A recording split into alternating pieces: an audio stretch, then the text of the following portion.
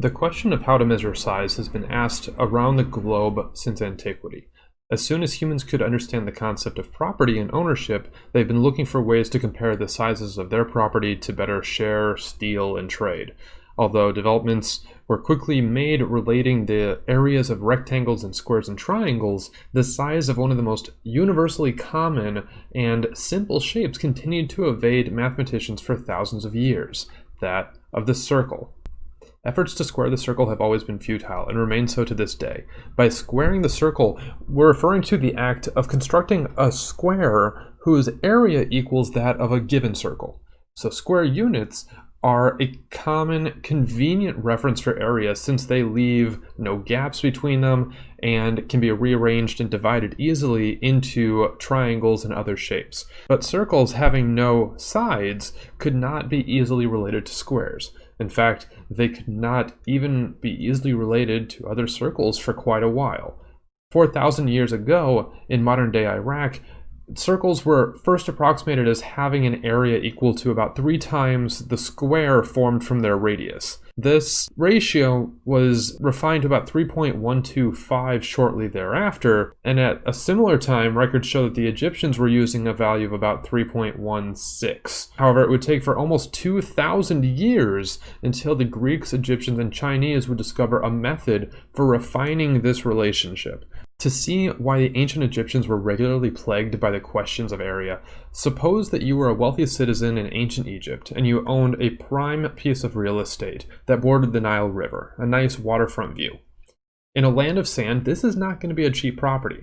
And just as we continue to do today, the pharaoh at the time has let it be known to all the citizens that they will be required to pay a yearly tax proportional to the size of their land, so as to easily tax the wealthy more than the poor. The funny thing about the Nile is that it floods each year, so whereas this is great for the crops and the fertility of the land, it's not so great for you and your neighbors' property markers. If each year the hundreds, if not thousands, of citizens needed to adjust and reestablish their property markers following the flood, it's not unrealistic to think that there were property disputes between neighbors which needed to be brought to Pharaoh. In fact, evidence of recalculating such property as areas can be found dating back almost 4,000 years ago. But the ancient Egyptians were clever, so instead of focusing on the difficulty they had with measuring curved areas, they focused instead on using their knowledge of measuring rectangles and triangles. Then they would fill harder shapes with easier shapes to get an approximation. This may have been inspired by the game Mancala, a board game that originated in Egypt and consists of filling holes in a board with stones. It's not unreasonable to suppose that the great mathematicians of the day were inspired by the fact that certain numbers of stones fit very well within certain sized circles.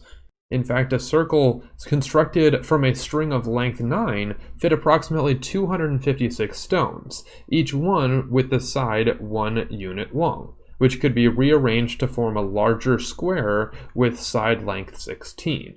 This ratio, 256 to 81, that it formed was our approximately equal 3.16 ratio for pi. Obviously, this was not a perfect equality, but nonetheless, it was determined close enough for almost 3,000 years. Yet, as we've discussed before, mathematics is about discovering the knowledge of the good, not the knowledge of the good enough. So obviously a greater truth was going to be desired. When Archimedes of Syracuse took up the mantle 2,000 years later, he found that you could trap a circle between two shapes, both of which were regular polygons. One was larger than the circle and the other one was smaller. And since the polygons can be broken into triangles and the triangles can be rearranged and broken into rectangles, Archimedes could provide whatever degree of accuracy someone desired just by adding more sides to the polygon. This method was aptly named the method of exhaustion, as it required intense calculations all by hand, and it still resulted in an imperfect value. It was through this method of exhaustion that we gain our first insight into this idea of a limiting value, or a value that we can approach forever closely.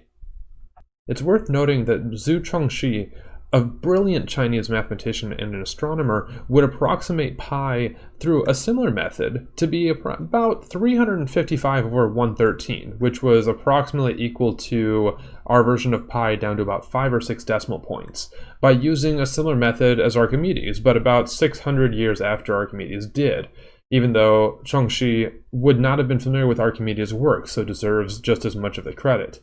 Now, to get this ratio, Chongxi would have had to inscribe a regular polygon with 24,576 sides and perform lengthy calculations by hand involving hundreds of square roots carried out to 9 decimal points, an absolutely amazing feat.